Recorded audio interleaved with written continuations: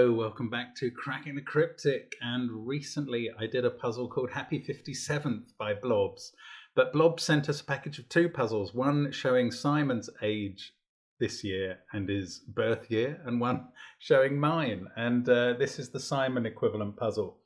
So I'm really looking forward to giving this a go. Yeah, in mine the cages added up to were all 12s, and I'm guessing that's because 12 is 7 plus 5, whereas in this one 7 is the square root of 49. So the cages all add up to 7. Now, the interesting thing, well, I'll get to the rules in a moment. Don't forget our Patreon, where the competition is until the 20th of each month, where you can watch Simon grappling with Fistenfell and all that stuff, where there is always some interesting content going on. Don't forget the Discord server or our apps or our merchandise or Sven's Sudoku Pad. They're all on the links under the video, where the first link is to this puzzle. Now, the rules are these. Normal Sudoku rules apply. Digits along the thermometer, that's this 4, must increase from the bulb end, which is down there.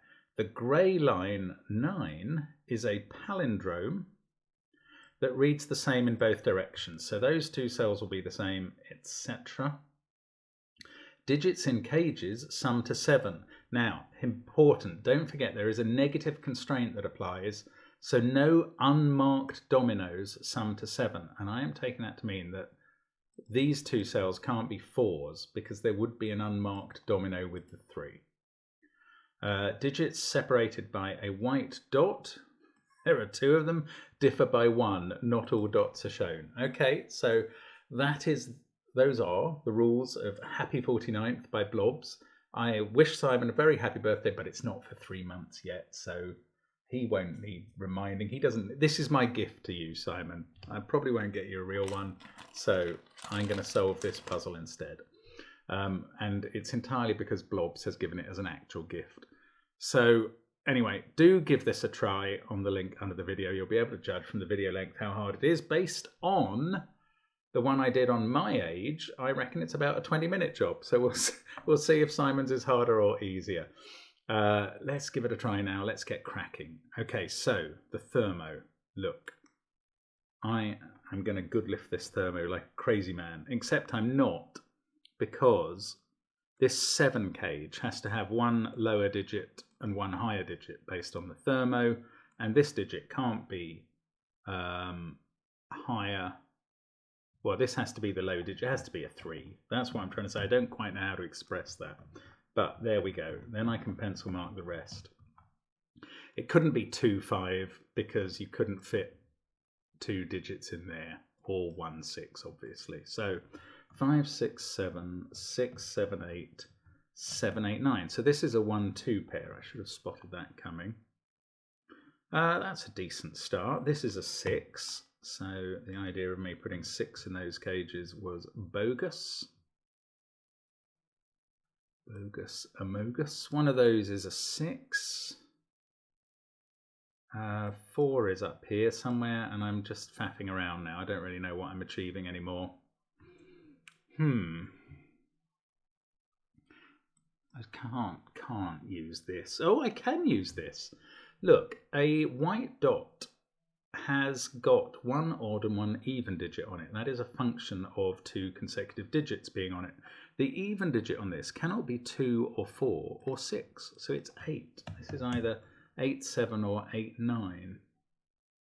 So that's a surprising amount of conclusion that can be drawn. Oh, that can't be a 7. I don't know why I've left that in. Oh, and this is not 1973 or 26. No, that's not very interesting. Okay, so I need to do something better. Right, these 2 cages don't have a 3.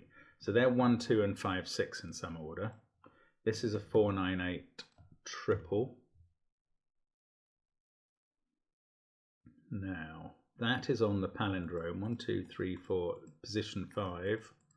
Which is here. So that's 1, 2, 5 or 6 as well, and the same as that.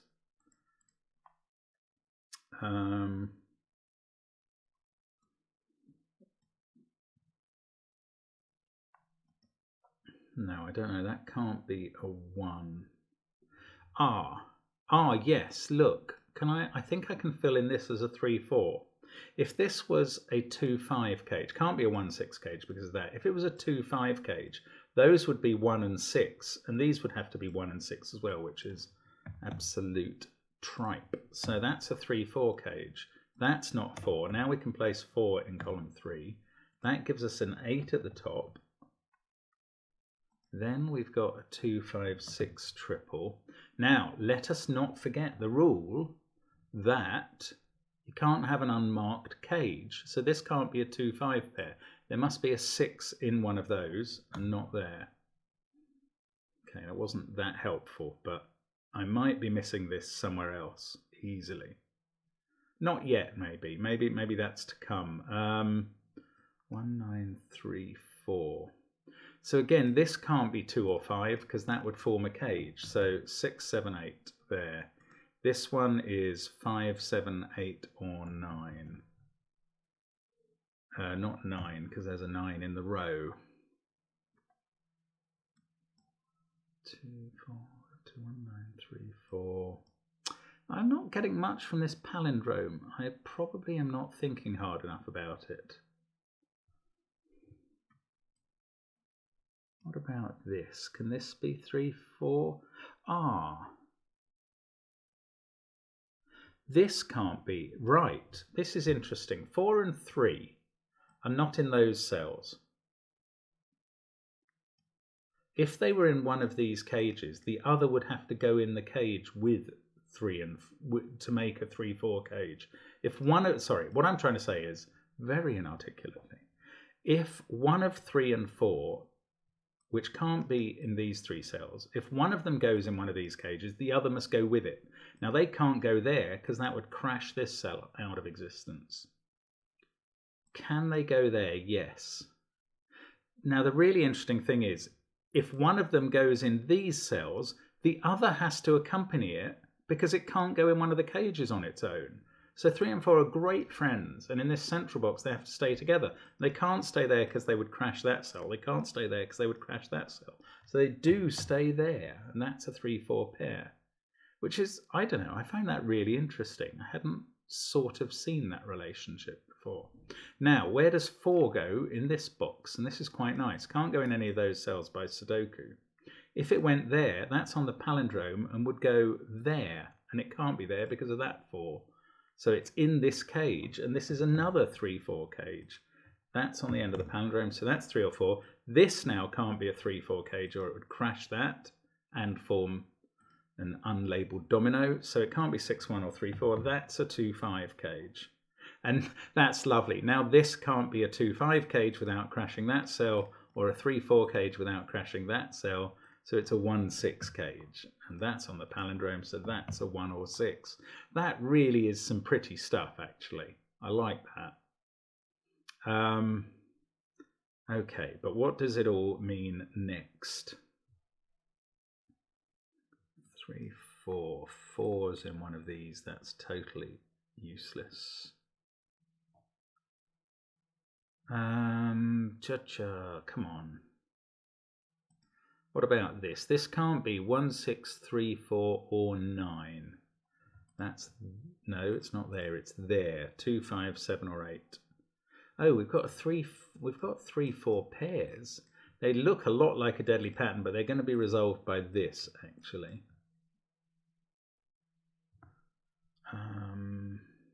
No, I don't know what to do with that. 3 there, 3 there. One of these is a 3. That's not allowed to touch a 4, but it can't really do it there, so that's not interesting. I'm not really... In the other puzzle, I used the negative constraint a lot. Here, I'm barely getting a sniff at it. I suppose that can't be 2, 5.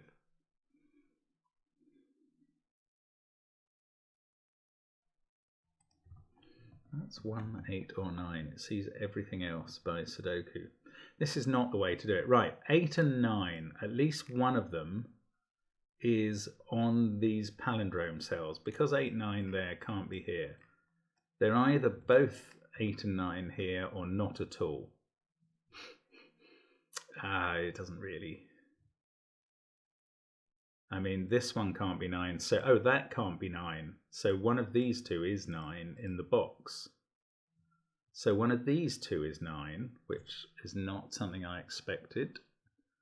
And it's either there and there, or there and there. But one of these 3 is 9, and that's unhelpful.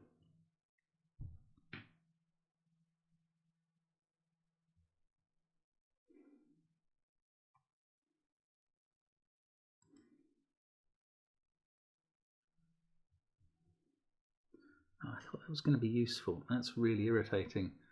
Come on, Mark. Think about it. 3, 4, 9.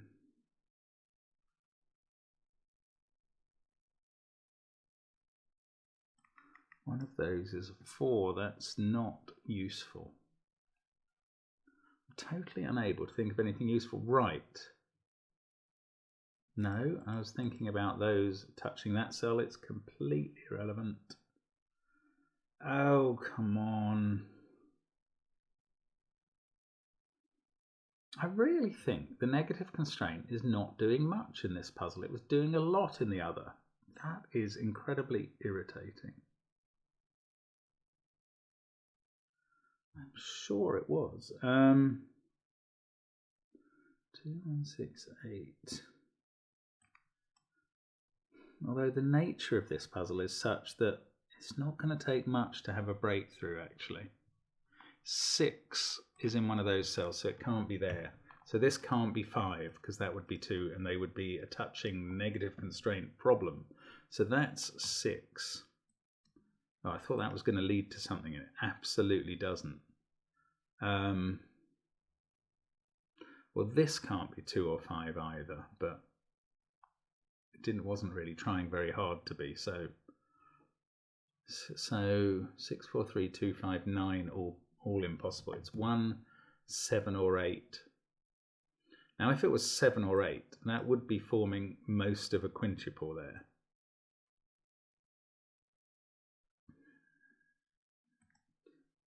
Ah, this can't be 5 or 3. This can't be 3 by the negative constraint.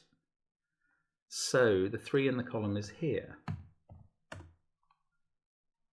That is 5, 8, or 7. This 5, 7, 8, or 9. Now, 5, 8, or 7, not quite doing anything up here. Oh, come on. That can't be 2, 5. What's that saying? Saying very little indeed. Come on, have a think. Let's get this. If that was a 9, that would be a 9. Oh, look, there's a 5, 6, 7, 8 quad here, so that's 9. Honestly, sometimes I'm not in love with myself. Right, we get a 9 there. Yes, I couldn't put 9 there. Well, I couldn't put 9 here because it would have to be here on the palindrome. So 8 is in one of those 2 cells on the palindrome, and therefore in one of these 2, which isn't very interesting, except it stops that being an 8, which isn't very interesting, as I said.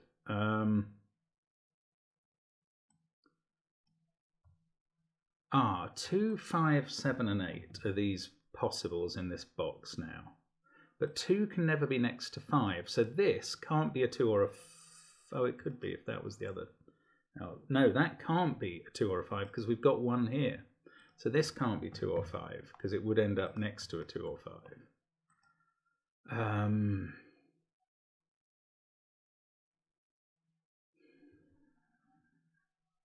I'm really struggling hard to use the negative constraint.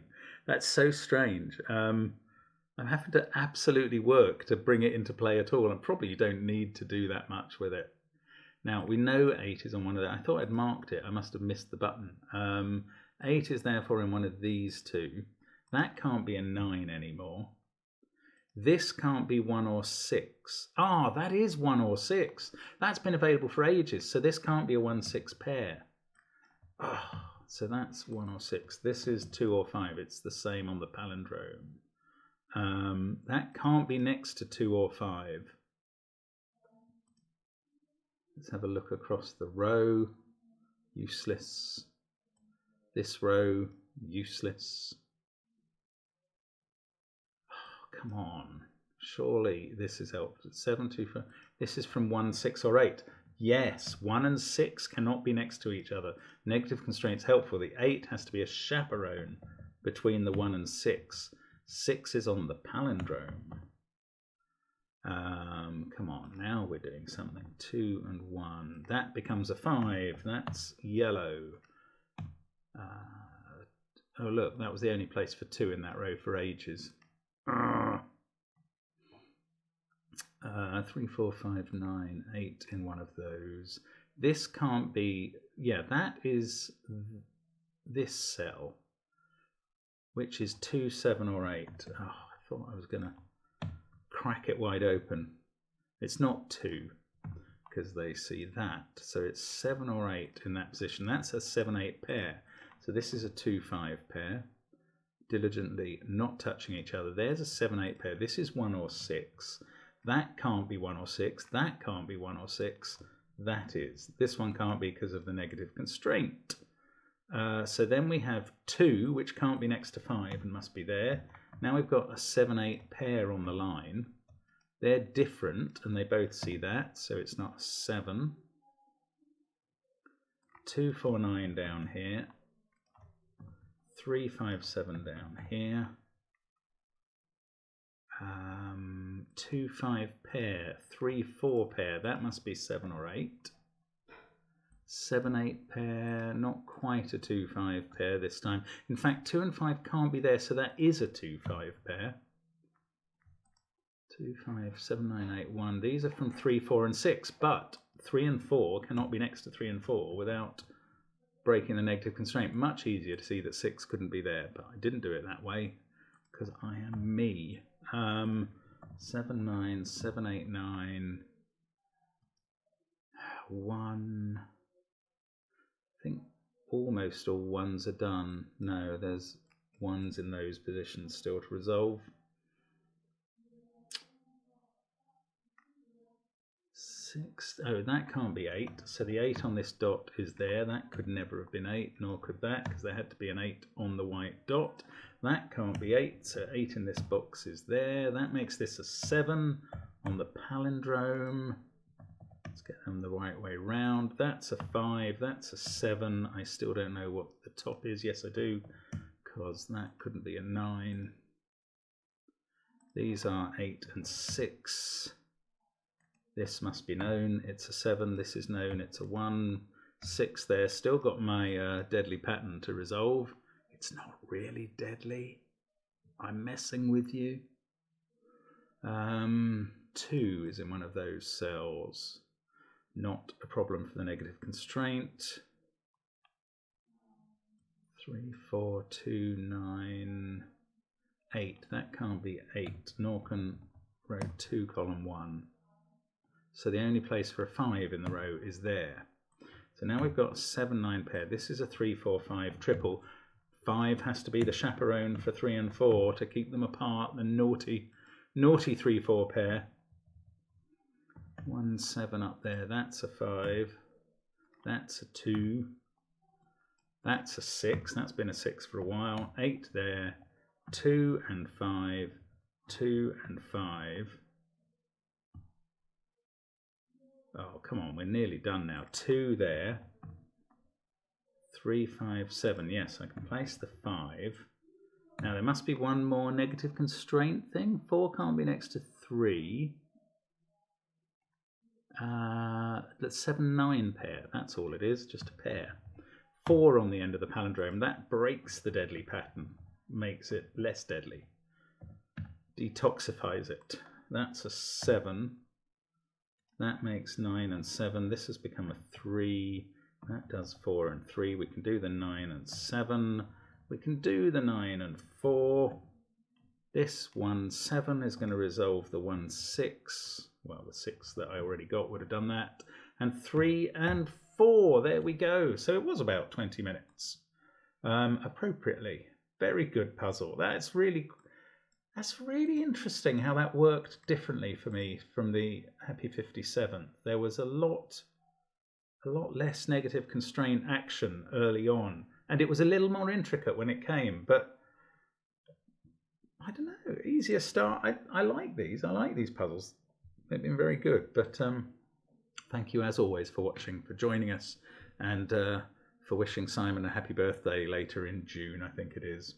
But sure, we'll hear all about what he's been up to then. See you later. Bye for now.